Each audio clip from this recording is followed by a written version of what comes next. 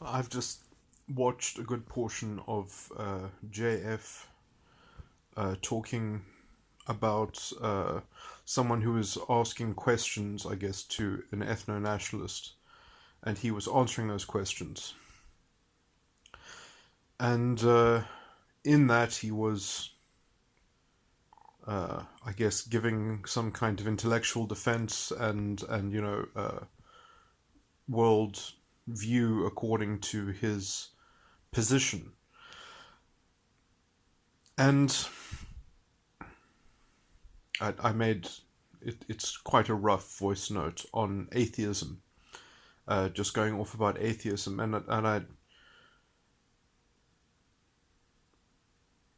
I think JF describes himself as an agnostic, as that form of atheist, at least I believe, from stuff that I watched a long time ago. But a lot of the substance that I was trying to convey there is actually perfectly applicable to JF's whole intellectual universe, almost like how he pieces together his philosophical uh,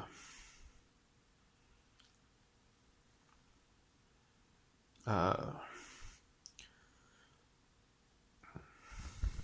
platform, I guess. And I thought that then it would be better for me to actually use him as a target. Um, because, just making these general points about atheism, it's much better if I actually have a person who is the avatar of this set of um, configuration of ideology that's already at play and at work, and therefore my critique could potentially seem more focused and contextualized in such a way that its validity is more uh,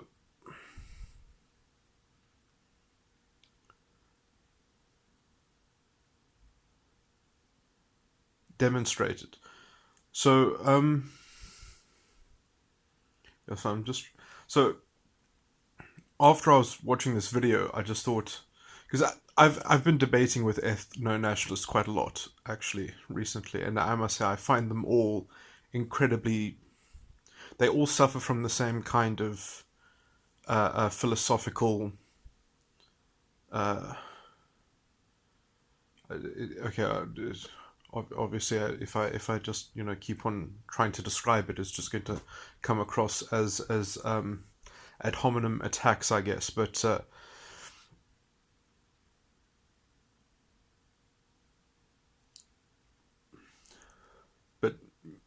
still, describing it can be useful because at least you can start to see what my particular criticism is. So, I mean, I'll call it a dilemma. They're all obsessed with the same kind of dilemma, and they all have a different semantic picture of how they describe it. So obviously they don't all report the same worldview, and JF, at least I imagine, his like I don't want to give him too much credit because um, I do think that there's a level of kind of self deception that goes into this that is required, or you have to be um, you have to kind of choose to fragment yourself and destroy some of your own intellect in its particular capacity or facility in order to defend the leftover of what this ideology is a kind of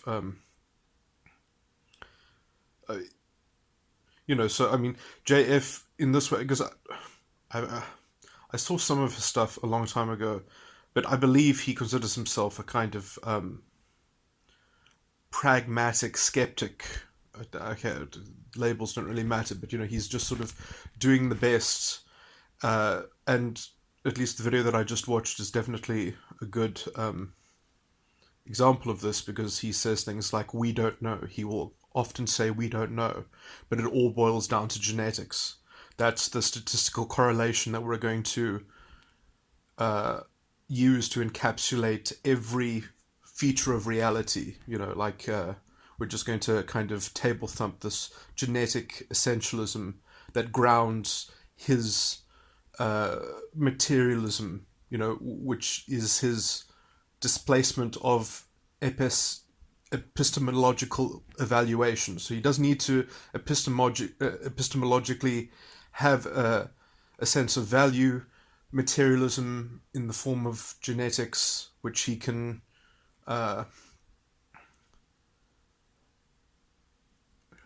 making all these.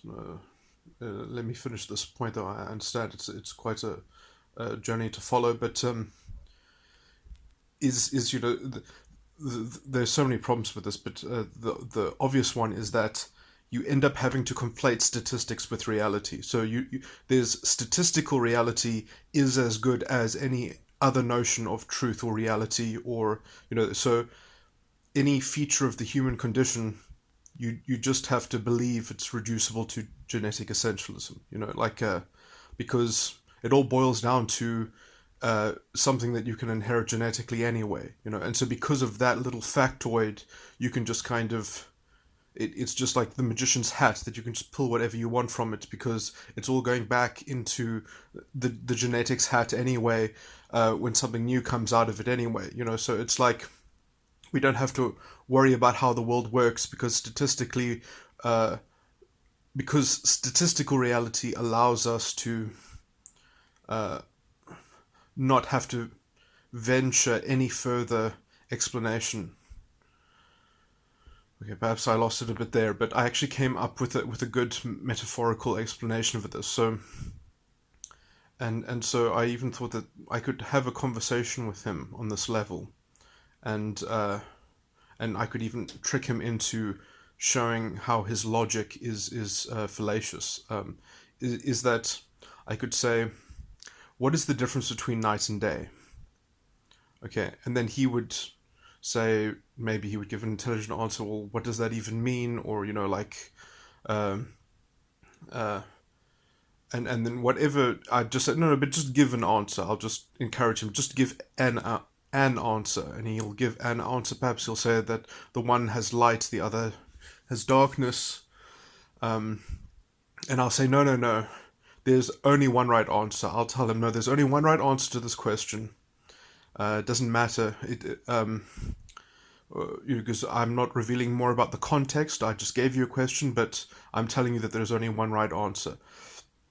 And maybe he'll get close to it, and maybe if I comment on if he plays along with me, it requires him to play along with me. And this is this whole setup is a thought experiment that is a metaphor for how their worldview operates. So, because this is essentially what they do when they offer their pseudo-religious, ethno-nationalistic philosophical foundation.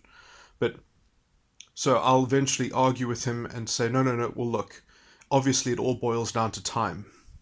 So the only answer to this question is time. You can't say light, you can't say this, you can't say that, because that all equates down to time. But, and we can have a little bit of a contextual discussion within that, and we can say, oh yeah, well, the tilt of the Earth and the different seasons means that it comes up at a different time. But I'll say, but you see, that is encapsulated all within time. Those are all things that can be measured, and you can put it into time. That falls under the umbrella of time.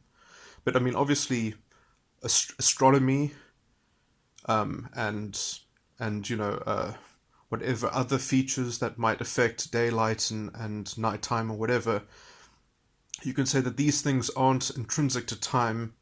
They're intrinsic to other things. They can have a correlation in time, but they're not really, they don't directly impinge on what time itself is.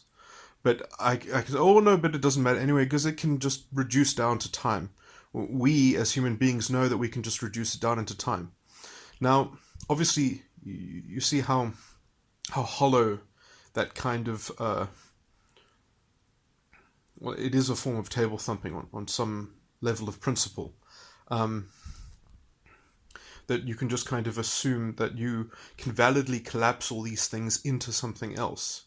even though they have a correlation, doesn't mean that time itself has a bearing on daylight and the lack of daylight, which you could say is nighttime.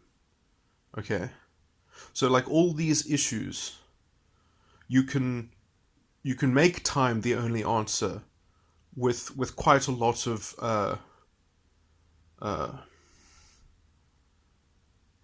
well, I mean, at some level, you have to build a whole totalitarian semantic system that will force everyone to go along with that. I mean, literally, you need a kind of pervasive cultural mind control, you can even call that. And if you do think that, well, that's the difference between, okay, I'm not even going to go down that road, but so this is the epistemological pluralism which I like to describe as being the operative feature of these systems of philosophy, which have at their core this outsourced epistemic evaluation to some kind of materialist essentialism, which in this case with JF is genetic essentialism, is what grounds his materialism. Which, I mean, and you can generalize that to all the people that will just want to make generalizations on the basis of statistics. They'll just, so statistics is their kind of mathematical proof that gives them the confidence, even though statistics themselves don't, they're only true in a general way, in a generalization, in the way that a generalization is even true, which is, what does that even mean? That's the question that they can never answer, that they don't want you to even ask, that is kind of heresy to ask. And in fact, that's where they kind of rely on their hard skepticism simultaneously, and they say, well, you see, that's why we're consistent when we say we don't know, but it boils down to genes, and then because statistics allows us to feel good about this, that we've got the best possible wrong answer, which we're not going to bother to turn into verification at any point, because we've just given up, because we're just genetic programs or manifestations on the genetic scale of whatever it is that is happening. But I'm going to be a good vehicle for my genetic pool mass or whatever in this kind of, I mean, so on some sense, all these ethno-nationalists on some level, they turn philosophy into a kind of weird racialist occult almost practice, okay, well, that's a bit of a tangent, and I don't want to perhaps follow that line because it's not productive, but there are lots of ways to caricature because there are lots of fucked up things in this line of thinking, but it makes more fundamental problems as well, which are probably better to point out, because it does devalue itself. I mean, essentially, JF, if he's actually being intellectually honest, he will have to kind of, at some point, he'll have to admit that he is confessing that philosophy is just a strategy on some level to continuing on or continuing on your genetic inheritance or passing on your genetic inheritance.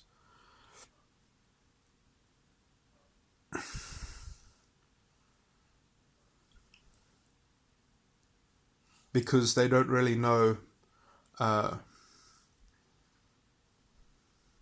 it all boils down to statistics.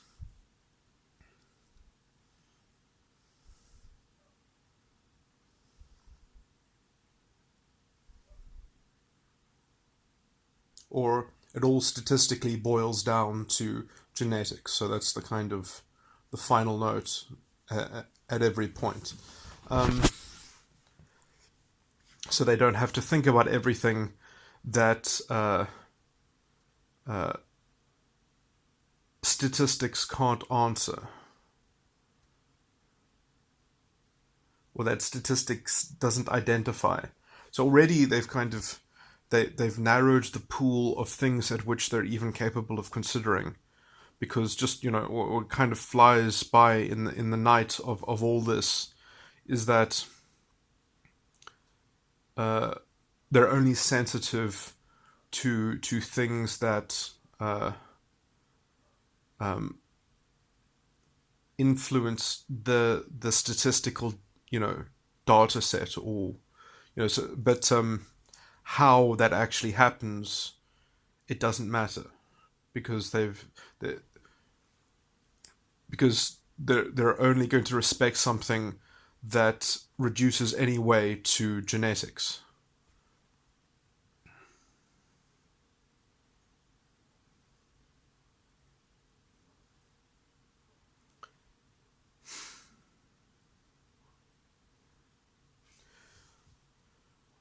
In my example, there was also a better angle, which I didn't mention, which was, let me see if I can try and remember it when I was thinking about this before I started making this recording, was that time itself, when you want to say that the difference between night and day is just time,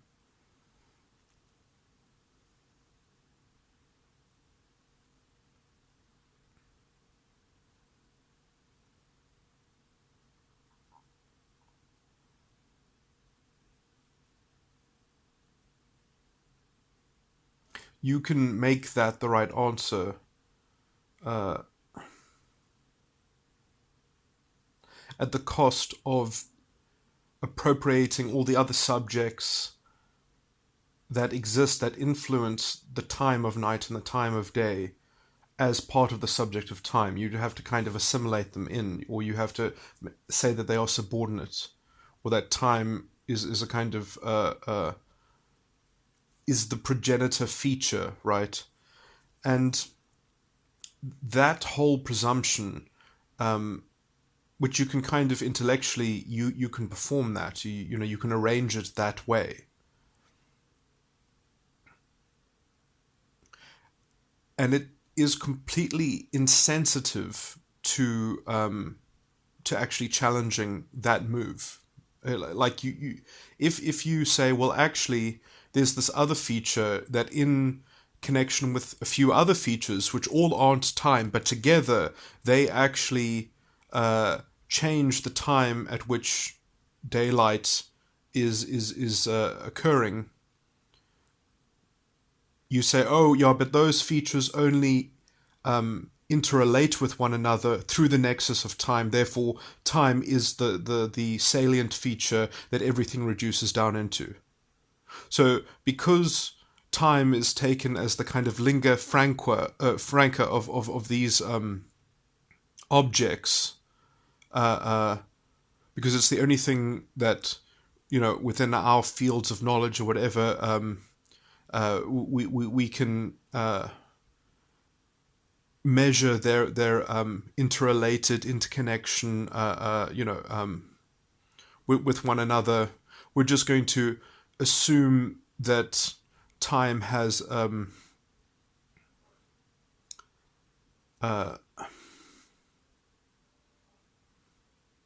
time is the cause of, as I say, surely it must be obvious that that is a complete table-thumped presumption, that therefore time would be made the causative aspect, or the causative field.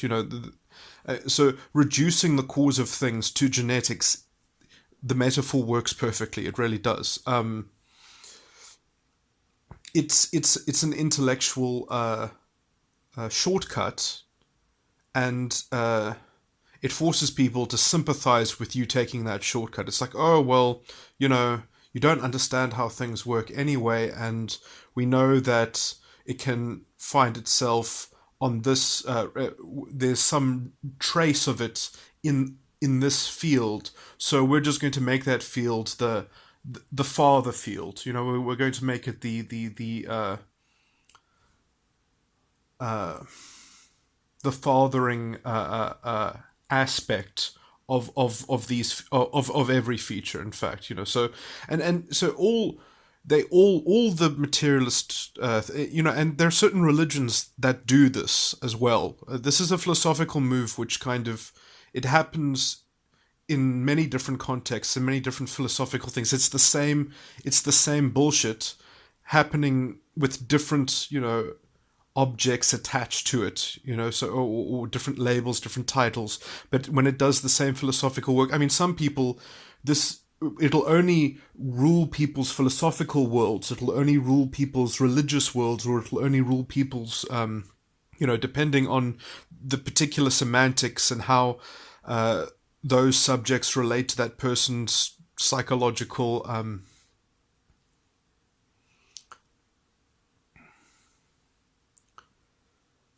how they've compartmented their lives in relation to this philosophical mechanism that they've set up in operation, and it kind of serves as a kind of it grounds their sense of reality, it grounds their sense of fatalism. It's their kind of, well, I don't have to think too hard because it all probably reduces down into this, or this is the best that we can do, this is our best wrong answer. And so it always wants people to sympathize with their inability to actually have a solid answer. So, and then JF is a really good illustration of this, because he will literally say, like in this video, which I'll provide some kind of link to it, where he's talking about this person's questions and giving the ethno-nationalistic, the alternative hypothesis line of intellectual defense, is that well, we don't know, but it all boils down to genetics. And I mean, I didn't watch the whole video that she made, but it is the difference between looking at society from the statistical point of view, which is a very incredibly disembodied, it's this very strange, like, let me look at the world through the eyes of the pagan sky father. Let me be this omniscient spirit that just sees things beyond any kind of subjective vantage. There's just this kind of objective matrix of reality, which human beings get to hypothetically tap into when they use their imagination in this hypothetical tense, which lets them animate this kind of incredibly abstracted philosophical engine, which obviously has, well, I mean, you can describe it a lot of different ways. It's kind of, it's overtly confused in an essential way, in that it's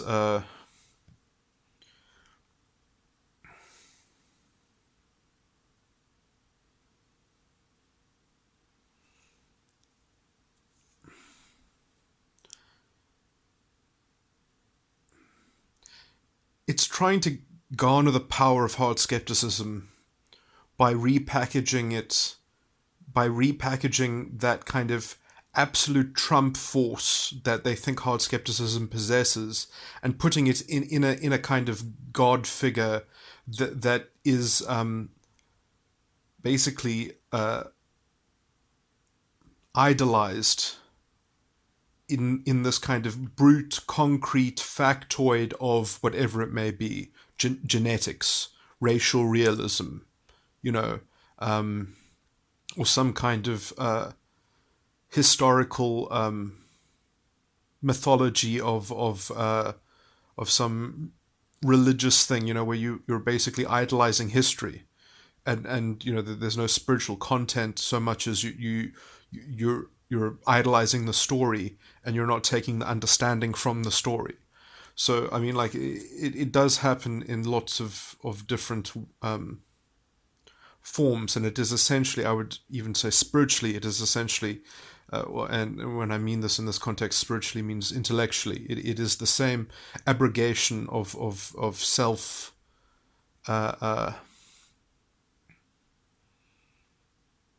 it is this weird kind of attachment to this. Uh,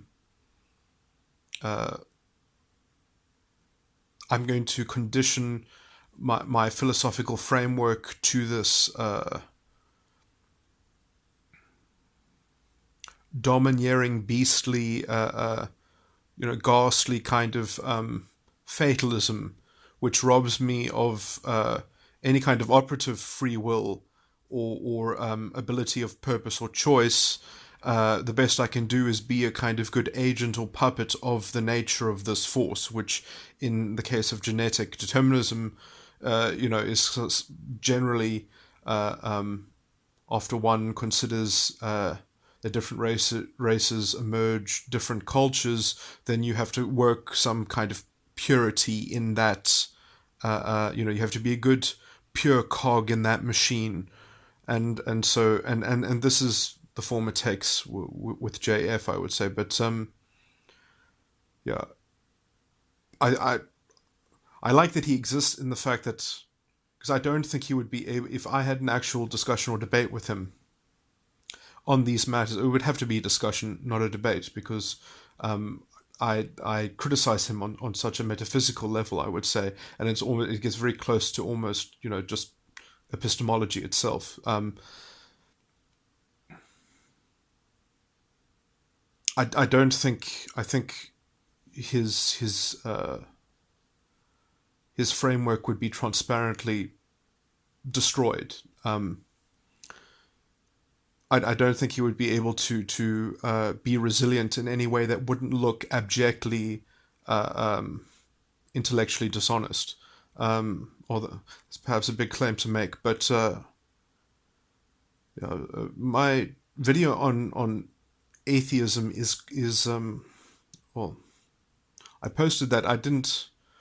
Obviously, I'm very new to the stuff. I don't script the stuff. And that was meant to be a rough. I didn't make that recording thinking that I would upload it to YouTube. I've actually got a lot of probably much better recordings, because I've made lots and lots of voice notes, but I've never published them because I could never turn them into videos, and YouTube will only let you upload videos, which I only very recently worked out how to do. Because I had tried in the past, but I'd never been able to find a solution, basically because of my incredible laziness, I guess, on one, or lack of perseverance, or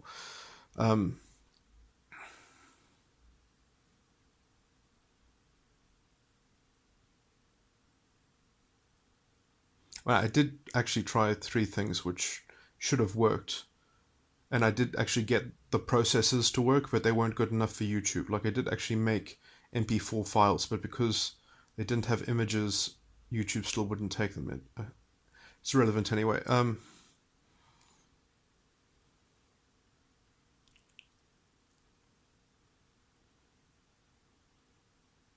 well, I guess I'm not going to say anything further on this point, except that when I listen to my videos,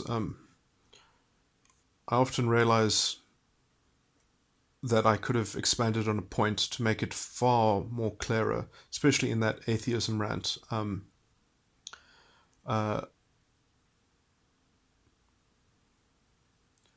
Because hopefully people apply the right context to what I'm saying.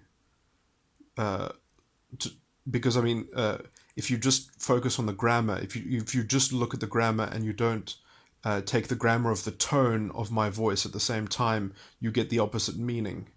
But I would hope that would be obvious, that I'm not making my opposite point, because sometimes I'm umming and ahhing to the point where I don't state the negative, but the tone of voice, I would hope, carries that grammar. And so, I mean, I'd like to think that the flow of my argument is intuitive enough that you're capable of following it, and if you're seeing me make an obvious mistake, I would hope that you see if you can interpret it according to the flow that you've been picking up on, perhaps, and see if that doesn't match my tone of voice, I guess, would be the only thing, although that's probably a weak editorial note to make for oneself. But I almost wish I could add commentary at certain points. I might do that in some of the editing just to kind of... But yeah, only probably about the first 2/3 of the atheism rant is probably relevant. Although right near the end, I think I do make a novel point. Anyway. I shouldn't talk about other videos. I'm going to try and convert more of my voice notes to MP3s and upload more, because there are some much older videos, which some of them were even on philosophy lectures that I attended. And I mean, usually they're lectures which I either, had, like, it's quite nice listening to somebody else deal with a topic substantially, because then it gives you all the talking points, even though usually I completely deviate from their particular take on it, or, but it's a good platform to deal with quite a large chunk of a subject. Anyway.